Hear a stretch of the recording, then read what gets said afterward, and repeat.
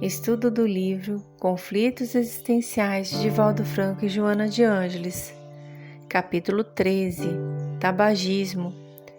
Nesse capítulo vamos falar sobre causas do tabagismo, instalação e danos da dependência viciosa e terapia para o tabagismo. Para adquirir o livro, acesse o link abaixo. Causas do tabagismo. O bem-estar individual e coletivo é o resultado da prática de virtudes morais em vários aspectos, como o físico, o emocional e mental.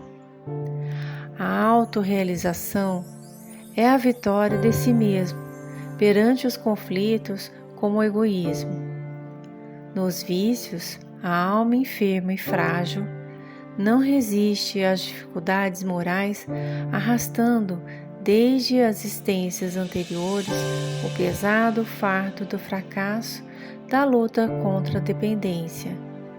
Do outro lado, encontramos espíritos que venceram as tendências negativas e já apresentam o estado de imunização contra o contágio desse mal.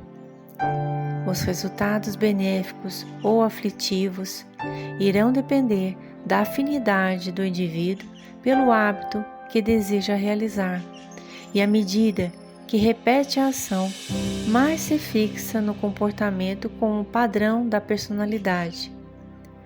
Os vícios são reflexos de um comodismo mental e moral diante as situações que são prejudiciais, mas que em primeiro momento oferece a ilusória sensação de prazer, sendo desfeita em seguida, revelando a aflição. O tabagismo é um vício social que prejudica o organismo físico pela nicotina e demais conservantes do fumo, além de causar o transtorno da emoção. Joana de Ângeles revela duas causas do tabagismo. A primeira delas, de natureza subjetiva, porque estimula o emocional do indivíduo, que se apresenta em quadros como timidez e o medo, o complexo de inferioridade e insegurança, a baixa estima pessoal e a ansiedade, que são resultados de processos anteriores da evolução ou que resumam dos conteúdos psíquicos inconscientes, arcaicos e infantis do fumador.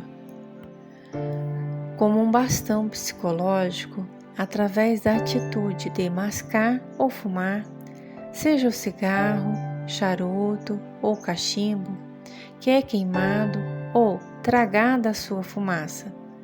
Segundo Freud, do ponto de vista psicoanalítico, durante o período do desenvolvimento oral da criança, toda vez que ela apresenta qualquer necessidade e chora, e logo recebe a chupeta, a amamentação, o dedo na boca, as guloseimas, vindo a repetir na idade juvenil e adulta, quando busca o tabaco na sua forma social e elegante para restituir a tranquilidade, vencendo aparentemente a ansiedade.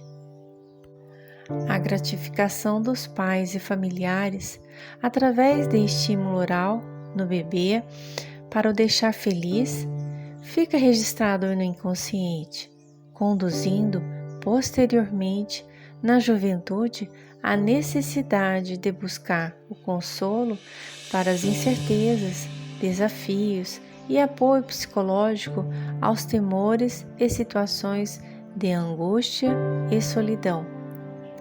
Devido à ansiedade e insegurança, o jovem acredita que o fumo vai garantir valores nele ausentes, mas que, lamentavelmente, o conduz para o vício.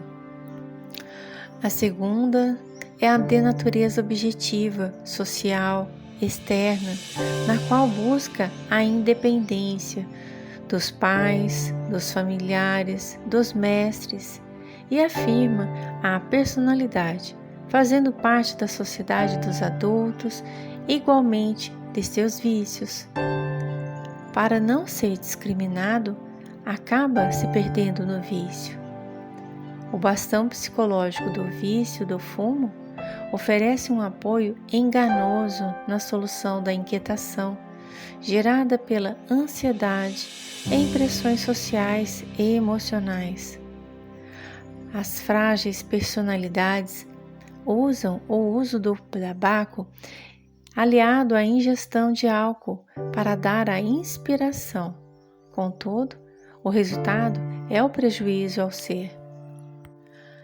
A sintonia com faixas superiores da vida promove a criatividade, a inspiração e o êxito em perfeita lucidez e o bem-estar na integração com o cosmos, sem necessidade de intoxicação por qualquer substância vegetal ou química que escraviza em cadeias e prisões de sofrimento.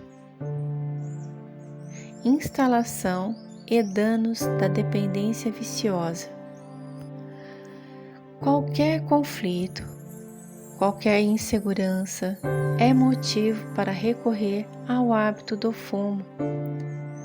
A cada intoxicação, aumenta a necessidade de busca enganosa e os sinais de danos ao organismo surgem de forma isolada ou associada a outros problemas.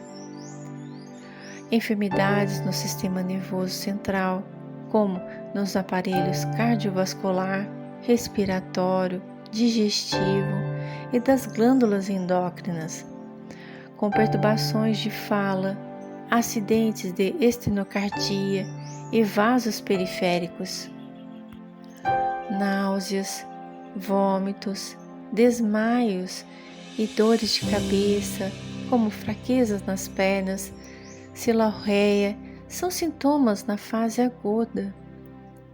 A piora de quadros como a insuficiência coronária e bronquite crônica, nas dispepsias gástricas e biliar, diabetes, são consequências do tabagismo. Há uma sensação ilusória pelo fumante de que ser aceito em grupos de dependentes, bem como se relacionar afetivamente com quem é fumante. Lamentavelmente, a mídia promove uma falsa imagem do fumante como alguém sensual e vitorioso nas conquistas, mas não apresenta a realidade de seres devorados pelo câncer devido às altas doses de nicotina. O tabagismo dá uma falsa impressão de acalmar. No entanto, quanto mais se arrasta pelo vício, mais neurótica, insegura e instável se apresenta. O transtorno conduz a pessoa a se sentir incapacitada de enfrentar qualquer atividade sem o apoio do cigarro, inclusive antes de iniciar o dia ou qualquer refeição. O círculo vicioso ocorre quando se acredita que sem o cigarro irá ter mais ansiedade, por isso temem abandonar o vício, mesmo reconhecendo seus danos. Freud denomina esse fenômeno como a pulsão de morte, ou seja, a maneira mórbida como a pessoa deixa se arrastar pelas condutas doentias e destrutivas. Joana de Ângeles esclarece que esse fenômeno ocorre nessa como em outra dependência viciosa, e há presença de espíritos igualmente doentes que se utilizam do paciente para a convivência obsessiva através de hábitos infelizes, satisfazendo a necessidade pela ausência do corpo físico. Essas ligações mórbidas são estabelecidas e se dá um processo de vampirização que é muito mais complexo, quando se utiliza vapores etílicos das emanações do tabaco, das drogas, para continuarem a se satisfazendo. O viciado encarnado se sente frustrado, pois mesmo com o vício como bengala psicológica, ainda se mantém em tormento. Joana de Ângeles menciona, abre aspas, à medida que a parasitose espiritual mais se aprofunda no comportamento do encarnado, este sente-se ainda mais enfraquecido, aturdido e infeliz, esvaziado de ideias de superior significação. Fecha aspas. A mente do viciado é atormentada por ideias assustadoras, ameaças não verbalizadas, quando pensa em abandonar o vício. O existencialista francês Jean-Paul Sartre sugeriu definir o tabaco sem significado especial, reduzindo-o à questão de uma erva que arde e se consome, sem qualquer outra conotação. Mas o viciado considera o tabaco como uma tábua de salvação, especialmente quando guarda o último cigarro como um apoio para libertá-lo do mal-estar da angústia. Os prejuízos vão muito além da própria pessoa viciada no fumo, como também aqueles que estão ao redor dele. A mentora espiritual deixa bem claro que a cultura do cigarro, do charuto e do cachimbo, em nossa sociedade dita civilizada, faz parte dos grandes mecanismos inconscientes de fuga da realidade para a fantasia, para o exibicionismo, para a autorrealização equivocada.